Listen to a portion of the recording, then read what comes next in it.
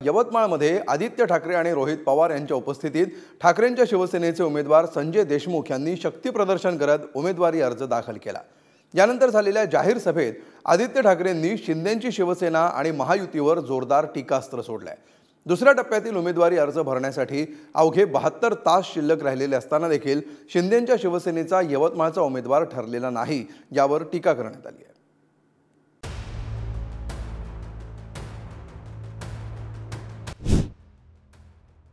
महायुतीत वादात सापडलेल्या यवतमाळ वाशिम मतदारसंघातलं मवियाचं हे शक्ती प्रदर्शन।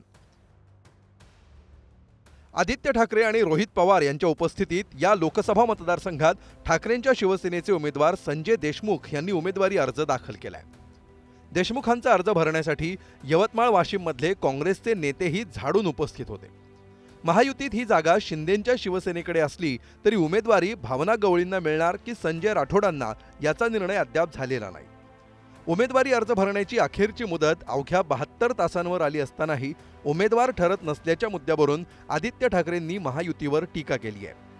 महायुती मवियाच्या उमेदवाराला घाबरलेली आहे अशी टीका आदित्य ठाकरेंनी केली आहे। भावना गवळी यांच्यावर असलेले भ्रष्टाचाराचे आरोप आणि संजय राठोड यांच्यावर एका अल्पवयीन तरुणीच्या आत्महत्या प्रकरणी झालेले आरोप याचा उल्लेखही आदित्य ठाकरे आणि रोहित पवारांनी भाषणात केला। भाजपाचे उमेदवार राहणार की गद्दारांचे उमेदवार राहणार? मिंदी गटाचे उमेदवार राहणार की भाजपाचे उमेदवार राहणार? 72 तास राहिलेले आहेत निवडणुकीचा फॉर्म भरण्यासाठी, पण अजून पण तिथे विरोधक नाहीये। आणि हे एक चांगलं चित्र आहे। संजयजी तुम्हाला घाबरलेत, शिवसेनेच्या आणि काँग्रेसच्या आणि राष्ट्रवादी काँग्रेसच्या या ताकदीला, मित्रपक्षांच्या ताकदीला घाबरलेले आहेत आणि म्हणून समोरून उमेदवार कोणीच नाहीये असंही म्हणलं जातं। संजयजी राठोड साहेबांना कदाचित तिथं तिकीट मिळू शकतं। भावनिक राजकारण चालणार नाही, निष्ठा ही आपल्या सर्वांची महत्वाची आहे। आणि समजा चुकून जर संजय राठोड साहेबांना भाजपकडनं, महायुतीकडनं जर तिथं तिकीट मिळालं तर मी त्यांना आव्हान करतो, चित्रा वाघ ताईंना इथं तुम्ही प्रचारासाठी बोलवा। दुसरीकडे महायुतीत भावना गवळी यांच्या उमेदवारीसाठी कार्यकर्ते आणि गवळी देखील प्रयत्नांची पराकाष्ठा करताना दिसतात। भावना गवळी यांनी याबाबत सोमवारी रात्री उपमुख्यमंत्री देवेंद्र फडणवीस यांची भेट घेतली, मात्र त्यानंतर माध्यमांना कोणतीही प्रतिक्रिया न देता त्या परतल्या। दुसरीकडे गवळींना उमेदवारी मिळाली नसल्यामुळे वाशिममधील त्यांचे कार्यकर्ते आक्रमक झालेले आहेत। उमेदवारी जाहीर झाली नाही तर सामूहिक राजीनामे देण्याचा इशारा त्यांनी दिलाय।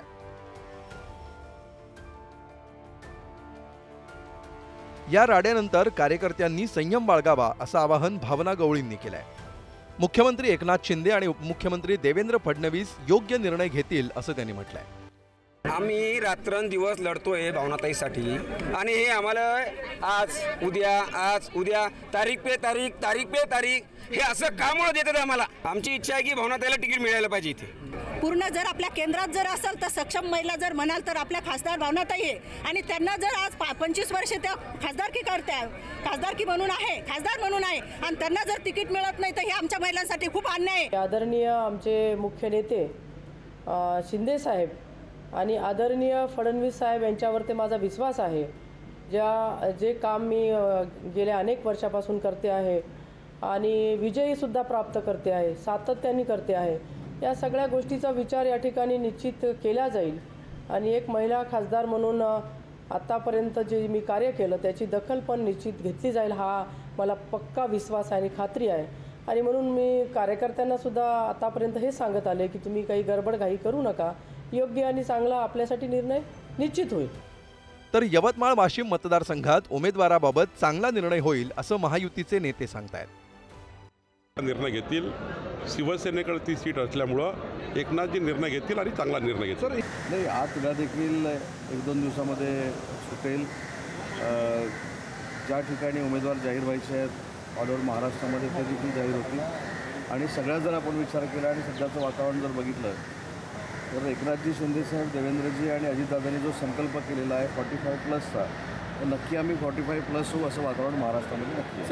शिवसेनेचा बालेकिल्ला अशी ओळख असलेल्या या मतदारसंघात शिंदेंच्या बंडानंतर राजकीय समीकरणं बदललेली आहेत। खासदार भावना गवळी आणि मंत्री संजय राठोड हे दोन्हीही जिल्ह्यातील ताकदीचे नेते शिंदेंच्या शिवसेनेत गेलेत। भावना गवळी यांच्या 5 टर्म खासदारकीनंतर त्यांच्या विरोधात असलेली अँटी इन्कम्बन्सी, भ्रष्टाचाराचे आरोप यामुळे त्यांच्या विरोधात वातावरण असल्याचं सांगण्यात येत आहे. गवळींऐवजी संजय राठोडांना संधी देण्यात यावी असाही एक मतप्रवाह आहे. आता अंतिम टप्प्यात या दोघांना उमेदवारी जाहीर होते की तिसऱ्याच व्यक्तीचं नाव जाहीर होतं हे पाहावं लागणार आहे.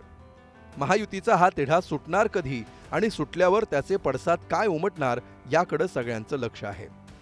कपिल शामकुवर, पुढारी न्यूज, यवतमाळ.